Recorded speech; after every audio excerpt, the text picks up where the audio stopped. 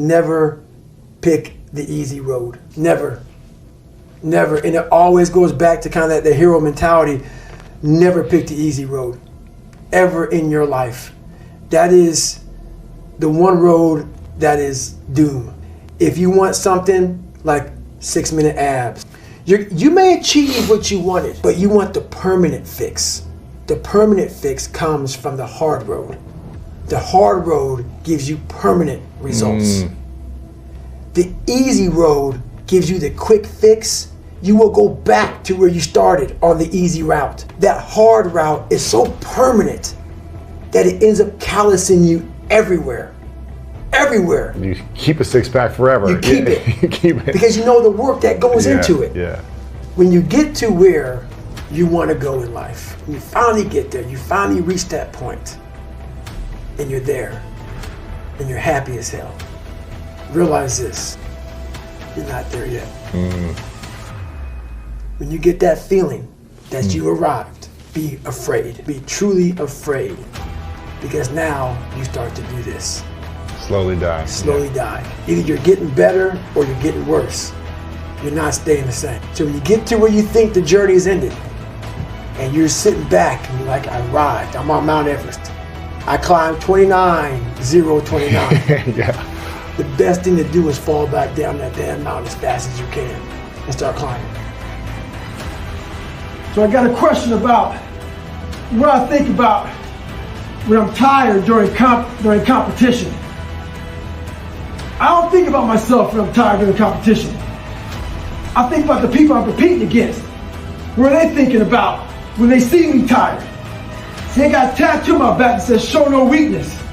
It's there for a reason. Whenever you show weakness, you make them feel really good about themselves. See, in competition, everybody's a dog. So they're waiting for you to let down some scraps. It's that first who lets those scraps down makes that dog hungry.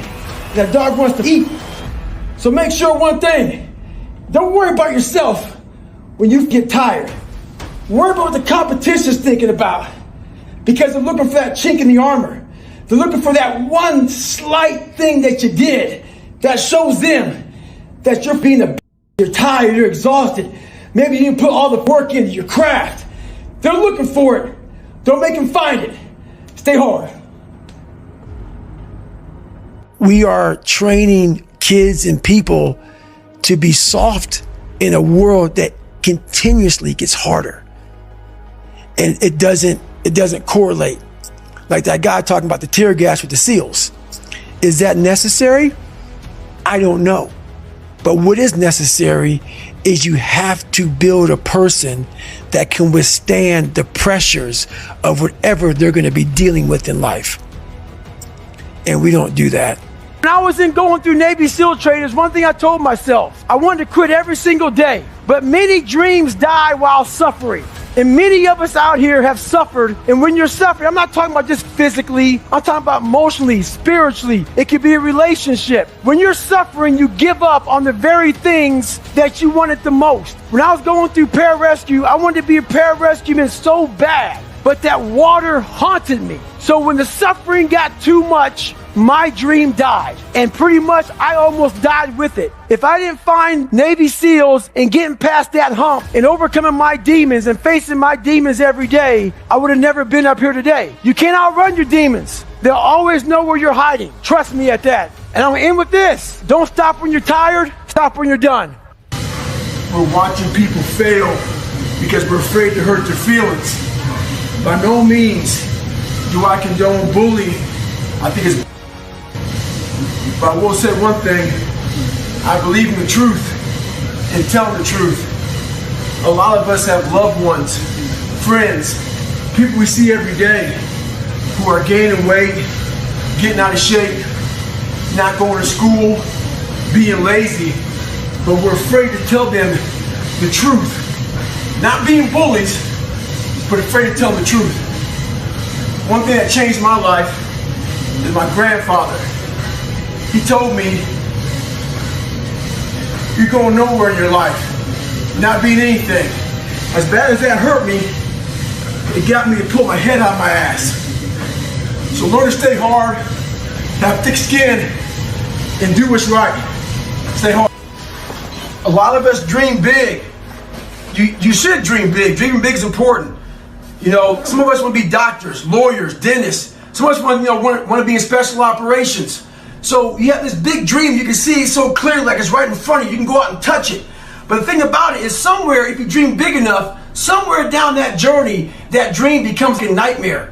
And what happens in that nightmare, you start to have all these questions. Like, if you want to be in special ops, you may not be a great swimmer. You may just realize that I'm not a great swimmer, I'm not a great runner. You may start to fail tests. And all these questions start to flood your mind. Why am I here? I'm not good enough. Trust me, I know all about the questions. They will flood your mind. If you do not have the answers for them, you will quit. The answers lie in the repetitions. You must not forget the repetitions you put into trying to dominate the craft that you're in today. Always, always embrace the suck, adapt to the suck. Stay home. I get a question a lot. How are we going to solve for bullies, for racists, for all these people in life? One thing about life, it is very unpredictable. But one thing's for damn sure. People are very predictable. So what that means is you can prepare for the of this world.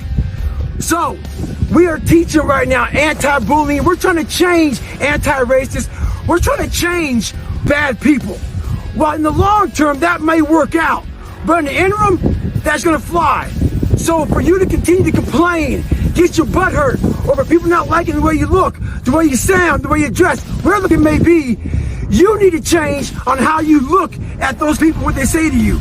You got to start arming your mind. Start preparing yourself for what's out here in life. Build confidence.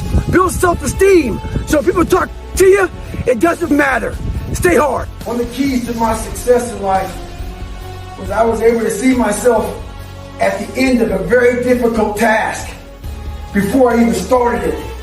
When I was 297, out of shape and afraid of water, I was able to see myself at graduation as a Navy SEAL. But as time went on, I kept on getting rolled back to day one. And every day got longer and longer. So what I had to do was I had to take this big chunk and make it small. So I became the master of the one day that I was living. We have to do that now. We don't know when the end is coming to this. So we got to master that one day. It may keep on getting pushed back day after day. If you master that day and want to be harder and stronger, you'll figure it out. Stay hard. This isn't for the masses. This is for those who want to leave normal behind. Those who are in search of a new realm. It's a lonely journey. You're isolated. Those who used to keep pace with you will fall off. They'll see where their world ends and yours begins. Your ability to suffer, endure, outwork must be greater. You must be willing to extend yourself to the limit with no guarantee of success. Every day, you must ask yourself, did I do enough? Stay hard. When I saw everybody as better than me, everybody came from a better place than me. You don't know anybody. You don't know where they come from, who they are. We all see the surface of somebody. Like right now, people love putting a title on me when they meet me. Oh my God, you did 4,030 pull-ups in 17 hours. You ran 205 miles in 39 hours. You did this, you did that. You know, all these accomplishments that I've done now, they want to put a title on me, not knowing my backstory, not knowing how I got here today. We keep everything at such a surface level, but through failure is great success. For those people who are willing to stay the journey and stay the long journey, at the end of that becomes a very sharp sword, a very, very sharp sword. If you continue to beat that thing in the ground and beat it and beat it and beat it and throw it in the fire and throw it in the fire, I'm talking about us as human. And if we can always come out of the fire and come out of the fire, pretty soon, if you look at that fire the right way, you will be as sharp as a sword. And it's the honest to God's truth. Your mind will gain strength through the hell you've been through.